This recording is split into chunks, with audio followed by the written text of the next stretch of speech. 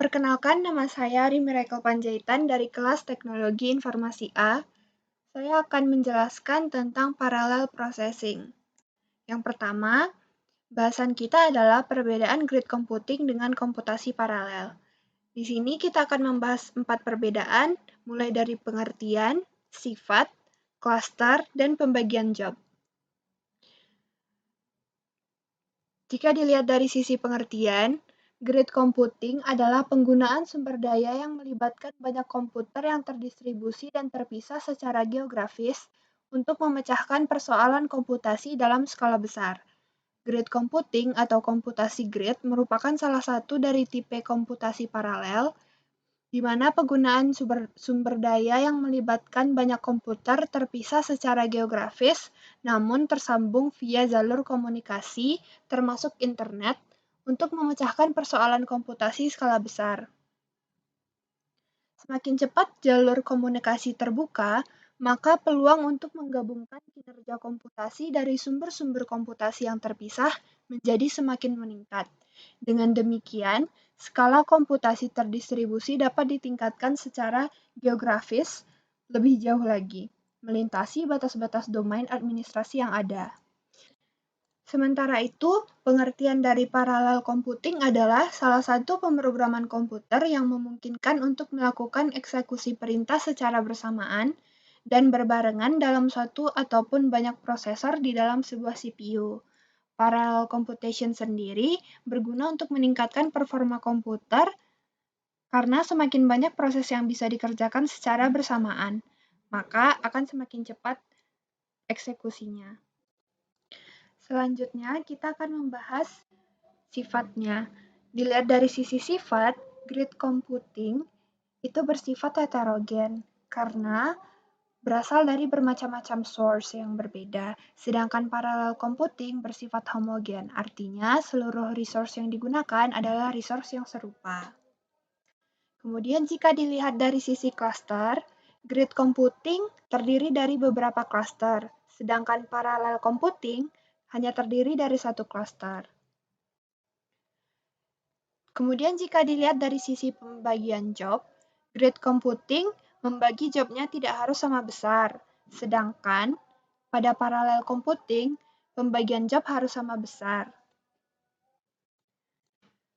Kemudian kita lanjut pada bahasan selanjutnya, kita akan membahas tentang shared memory dan jenisnya. Seperti yang kita tahu, shared memory adalah memori yang dapat diakses secara bersamaan oleh beberapa program dengan maksud untuk menyediakan komunikasi di antara mereka atau menghindari salinan yang berlebihan. Tergantung pada konteks, program dapat berjalan pada satu prosesor atau beberapa prosesor yang terpisah. Jenis-jenis dari shared memory ini ada 3. Yang pertama, Uniform Memory Access atau UMA. Yang kedua, Non-Uniform Memory Access atau NUMA. Yang ketiga adalah Case Only Memory Architecture atau COMA. Yang pertama, kita akan membahas Uniform Memory Access atau UMA. UMA terbagi ke semua prosesor secara merata. Kemudian, semua prosesor mempunyai waktu akses yang sama ke semua word memory. Lalu, setiap prosesor menggunakan private case. Dan untuk peripheral juga di-share dengan cara yang sama. UMA cocok untuk general purpose dan aplikasi time sharing oleh multiple user.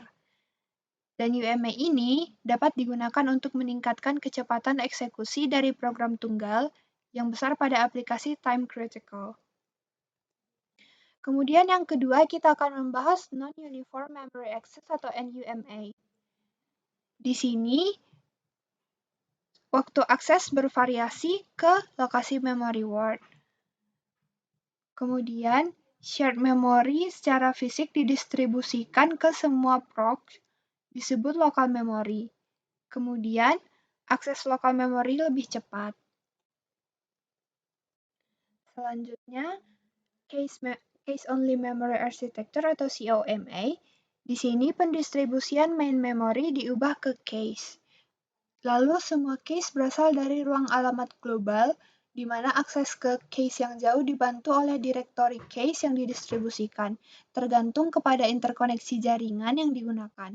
Terkadang direktori digunakan untuk membantu penempatan kopian dari blok-blok cache. Selanjutnya, penempatan awal data tidak penting karena data akan menempati tempat di mana data tersebut akan digunakan.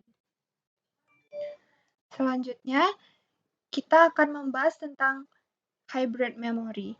Hybrid memory sendiri memiliki pengertian yaitu hard disk yang menggunakan atau mengandalkan NAND flash memory chip sebagai penyangga. Memori ini dapat mengakses data lebih cepat dari kondisi sleep atau hibernasi dan langsung mengambil data terakhir yang disimpan pada memori NAND. Keunggulan dari hybrid memory ini adalah dia dapat mengakses data dengan cepat.